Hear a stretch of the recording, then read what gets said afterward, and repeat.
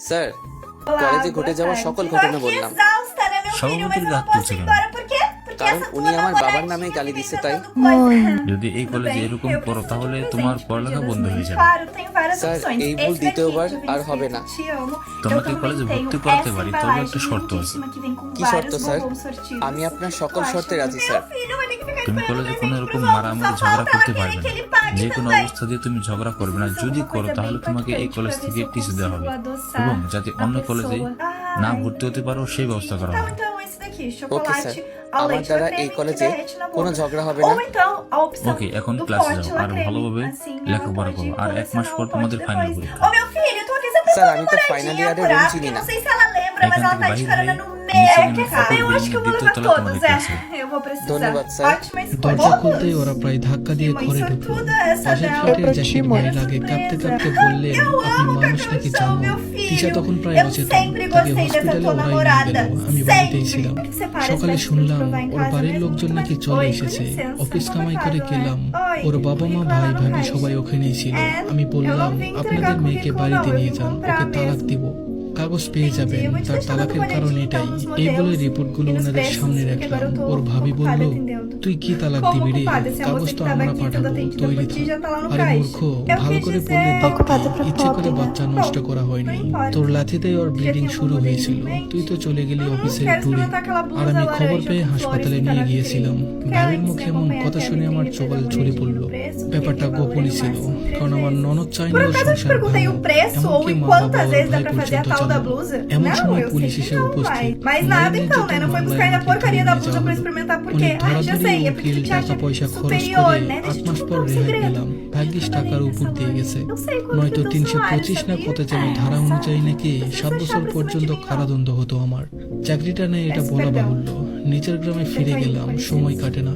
সেই বাল্যবন্ধু আজাদ যে বলেছিল বউ পায়ের জুতো, তার বাড়িতে গেলাম একদিন। আমাকে দেখে সে বলল, আরে দোস্ত কেমন আছিস, আয় আয়।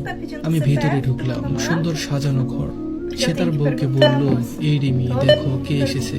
ওর বউ বলল, আরে রিয়াদ ভাই আপনি এতদিন পর। বললাম, এই তো, আপনারা ভালো আছেন? বলল, জি ভালো আছি।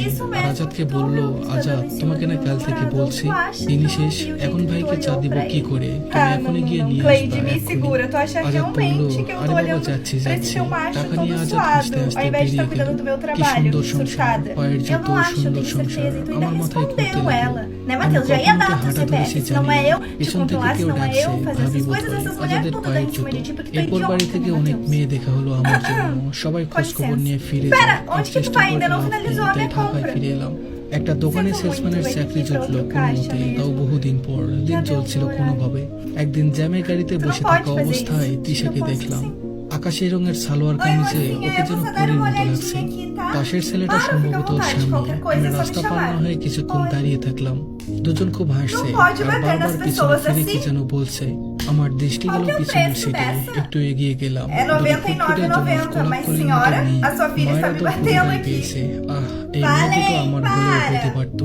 জ্যাম ছেড়ে দিয়েছে। Para, গাড়ির দিকে na minha তাকিয়ে barriga থাকলাম। não, eu tô বিড়বিড় grávida. করে বললাম, Senhora, a পায়ের sua জুতো, filha. পায়ের জুতো। আচ্ছা দোস্ত, ওই অমনি তোর পিছনে এভাবে লেগে আছে কেন? তখন রাফি বলল, ওই দিন অবনীকে তাই থাপ্পড় মারলো না, মনে হয় ওইটা বদলা নেওয়ার প্ল্যান করতেছে। এই রে, এরা কিভাবে জানলো A sua filha আমি tá me অবনীকে batendo থাপ্পড় sem মারছি? parar na minha barriga. সত্যি তুই Eu অবনীকে sou থাপ্পড় grávida, মারছিস? eu te তাহলে chamei তো তুই várias শেষ। vezes e a senhora আরে ignorou. এমনি ভয়ে ভয়ে Eu ia আছি, ficar o quê? আর তুই সেইখানে আরো Sorrindo ভয় enquanto দেখাচ্ছিস। sua filha me batia. কোথায় সাহস দিবি তা না করে উল্টা আমায় ভয় Pois দেখাচ্ছিস। agora eu vou na তোরা কি আদৌ আমার বন্ধু নাকি শত্রু তা আজও জানতে পারলাম না। É só uma দোস্ত criança ওসব বাদ mesmo, দে তো, sem educação কাল যে e sem টেস্ট পরীক্ষা হবে তা নিয়ে কিছু ভাবছিস? যা হবে কাল দেখা যাবে। আচ্ছা চলি দোস্ত, আর ভালোভাবে প্রস্তুতি নিস। ওদের সাথে কথা বলতে বলতে বাড়িতে চলে আসলাম। বাড়িতে ঢুকে মাকে বললাম, আম্মু খুব খিদে পেয়েছে, খাবার দাও। আচ্ছা তুই ফ্রেশ হয়ে আয়, আমি টেবিলে খাবার দিচ্ছি। তারপর আমি ফ্রেশ হতে চলে গেলাম। অবনী, তুই খ্যাটটাকে সবসময় এভাবে ছেড়ে দিস কেন? আরে অপেক্ষা কর, ফাইনাল পরীক্ষার পর আমাকে থাপ্পড় মারার প্রতিশোধ নেব। দেখ কাল কি করি। মুখে তো বলে দিলাম, তামিমকে কি আমি শাস্তি দিতে পারবো না। আমি তামিমের থেকে প্রতিশোধ নিতে পারবো না, কারণ আমি যে তামিমকে খুব ভালোবেসে ফেলেছি। তামিমকে কি আমি বলতে পারবো আমার ভালোবাসার কথা? কিরে, তুই কি ভাবছিলি এতক্ষণ? সে কখন থেকে ডাকতেছি তোর, কোনো খুশি নেই। না কিছু না, চল বাড়ি যাই। তারপর ওরা দুজনে বাড়ি চলে আসলো। এদিকে তামিম ফ্রেশ হয়ে খাবার খেয়ে ঘুমিয়ে পড়ে। তারপর সন্ধ্যার দিকে মাগরিবের নামাজ পড়তে বসে, কারণ কাল তার টেস্ট পরীক্ষা, তাই ভালোভাবে প্রস্তুতি নিতে হয়নি। তারপর 2 ঘন্টা পরে একটু বিশ্রাম নেয়, তারপর ডিনার করে শুয়ে পড়লাম। সকালবেলা 6টায় ঘুম থেকে উঠে ফ্রেশ হয়ে আবার পড়তে বসলাম। তারপর দেখতে দেখতে কলেজের সময় হয়ে গেল।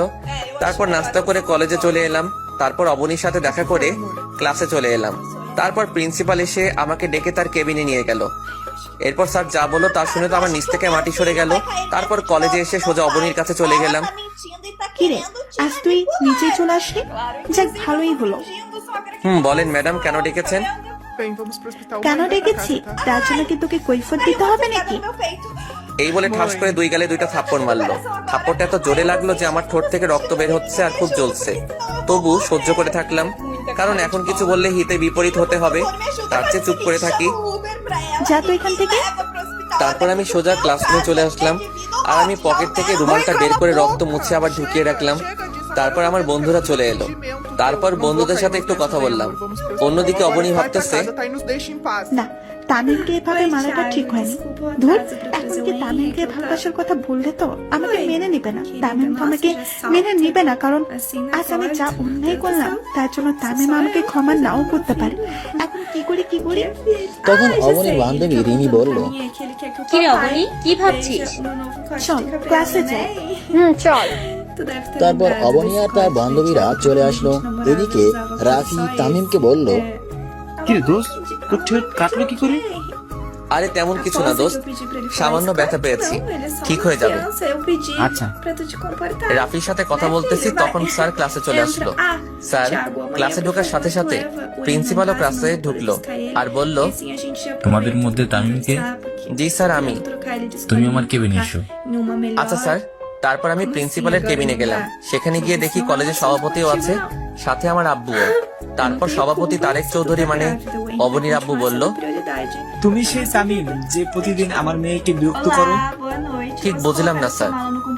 তামিম, তোমাকে এই কলেজে টিসি দেওয়া হলো। যা শুনে আমার নিচ থেকে মাটি সরে গেল। মনে হচ্ছে আমার বুকে কেউ ছুরি ঢুকিয়ে দিয়েছে। কোনো কথা মুখে আসছে না, তবু অনেক কষ্টে আমি বললাম, আমি কি জানতে পারি আমার কোন অপরাধে আমাকে এই কলেজ থেকে টিসি দেওয়া হলো? তুমি স্যারের মেয়েকে প্রতিদিন বিরক্ত করার অপরাধে তোমাকে টিসি দেওয়া হলো। ও বুঝছি, বাবা চলো। কোথায় যাবে? কেন বাড়ি যাব? কারণ এই কলেজে আর আমার জায়গা নেই তখন, আর আমি এই কোম্পানির দায়িত্ব নিতে পারবো না। আমি ভেবে বলেছি আজ থেকে এই কোম্পানি তোমার। আঙ্কেল একটু বাইরে আসবেন, কিছু কথা আছে। এখানে বলতেছি না কারণ এখানে কোম্পানির সব স্টাফরা আছে। চলো, এক্সকিউজ মি, আমি একটু পর আসছি। আঙ্কেল আর আমি বাইরে চলে এলাম। আঙ্কেল বললেন, এইবার বল কি কথা? আঙ্কেল আপনি এসব কি বলতেছেন? কনফারেন্স রুমে আপনার মাথা কি ঠিক আছে? আমার মাথা একদম ঠিক আছে।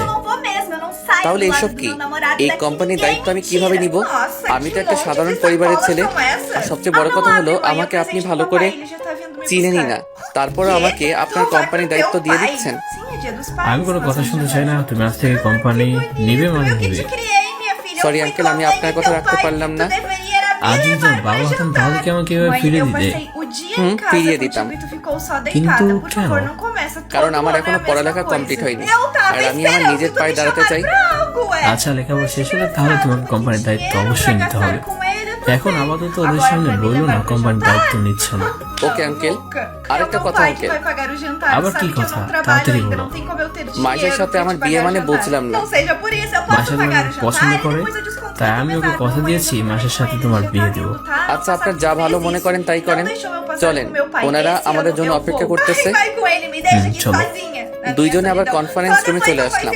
আঙ্কেল আবার বললেন, আচ্ছা, আজ থেকে তামিম এই কোম্পানির দায়িত্ব নেবে, আর যতদিন পড়াশোনা শেষ হবে না ততদিন পর্যন্ত আমিই থাকবো। আর আপনাদের একটা সুখবর দেওয়া আছে, আগামী মাসের 26 তারিখে তামিম আর মাইশার এনগেজমেন্ট। তো সবাইকে অগ্রিম দাওয়াত দিলাম। পার্থ, তুমি তামিমকে অফিসে সবকিছু বুঝিয়ে দাও, বাকিরা সবাই নিজ নিজ কাজ করেন। তারপর পার্থ সাহেব একে একে সব আমাকে বুঝিয়ে দিলেন, কিন্তু আমি একটু কম এডুকেটেড হওয়ায় সবকিছু বুঝতে পারিনি, তবে কিছু কিছু বুঝতে পারছি। এরপর আমি সবকিছু বুঝে নিয়ে আঙ্কেলের কেবিনে গিয়ে আঙ্কেলকে বললাম, আঙ্কেল আমার কি আর কোনো কাজ আছে? নাই, কেন? তোমার কি কোনো কাজ আছে? আসলে আঙ্কেল কয়েকদিন পরে আমাদের পরীক্ষা, তাই আমার প্রস্তুতি নেওয়া দরকার। যাওয়ার ভালোভাবে পড়ি। Okay uncle. এই বলে আমি অফিস থেকে বাহির হয়ে সোজা গাড়ি নিয়ে বাড়িতে চলে আসলাম। বাড়িতে এসে গাড়ি পার্ক করে সোজা রুমে চলে গেলাম, আর রুমে গিয়ে দেখি মাইশা আমার খাটে ঘুমিয়ে আছে। ঘুমন্ত অবস্থায় ওকে একদম পরীর মতো লাগতেছে। মন চাচ্ছে গিয়ে একটা কিস দিয়ে আসি, কিন্তু মনকে সান্ত্বনা দেওয়ার জন্য বলতেছি, না তামিম, তোর জন্য এত শান্তি নাই রে, তাই তুই মাইশা থেকে দূরে থাক, এতেই তোর ভালো হবে। আমি আর কিছু না ভেবে সোজা ফ্রেশ হতে গেলাম। ফ্রেশ হয়ে বাহির হয়ে দেখি মাইশা বসে আছে। আমাকে ওয়াশরুম থেকে বাহির হতে দেখে মাইশা বলল, তুমি কখন আসছো? এই মাত্র আসলাম, কিন্তু তুমি আমার রুমে কি করছো? রুম গোছানোর জন্য।